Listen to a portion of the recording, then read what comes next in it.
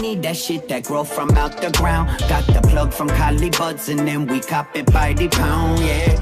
Yo, what's up YouTube? It's Element here, and before I started this video, I just wanted to say thank you for 100 subscribers. I really appreciate that. Next stop is 1,000. I'm not stopping until I get there, and even then, I'm still not stopping. So throughout my years of going to school, I've had a lot of really good teachers that have been awesome, and I've also had a lot of really bad teachers. This story is going to be my crazy teacher. So for this story, we're taking it back to 6th grade, and during 6th grade where I live, you have to take another language. So I decided I wanted to take Spanish because Spanish is the second most common language in the US. I also forgot to mention I'm part Spanish. I'm Italian and Spanish. Those are my two nationalities. So everything's all good. I get my schedule. I go into the Spanish class. First day was easy. It was a joke. Really easy. We're learning the basics like hola, adios, stuff like that. Now this class had 2 teachers, which was already kind of annoying because I hated classes with 2 teachers. So fast forward about a week and we're learning days of the week and months of the year. And I decided that since I'm new to learning Spanish, I'm going to write the words in English next to the Spanish words so I can learn them faster. Apparently this set my teacher off pretty badly. You want to know what she did in response to me writing in English next to the Spanish words? She took my paper in front of the entire class and ripped it over her knee. And this was at the beginning of the year, so I had no idea how the rest of the year was going to be. So fast forward a couple months later, and she does the same exact thing. So we were working on some worksheet, and I didn't really understand the directions because this is back when I only knew like half a year of Spanish. Now I know like 7 years of Spanish, so I know a lot more than I did back then. So she comes over to me and asks me, she's like, did you make a mistake or mess up or something? And I'm like, yeah, I did. And then she takes a paper out of my hand, rips it over her knee again, throws it in the garbage, and then gives me a new sheet. So at this point, I'm like, okay, I hate this class. I really don't want to be in it anymore. Ironically, my math grades were slipping at the time. So the school ended up changing my schedule around. So I'm like, okay, good. I won't have this Spanish class anymore with this teacher. Little did I know it was still the same teacher. It was just a different period. So everything's going fine for about a week. And then one day she just snaps on the entire class. So what ended up happening is every week we get these vocab sheets where it has the word in Spanish and the word in English right next to it so you can learn them faster. And sometimes the definition.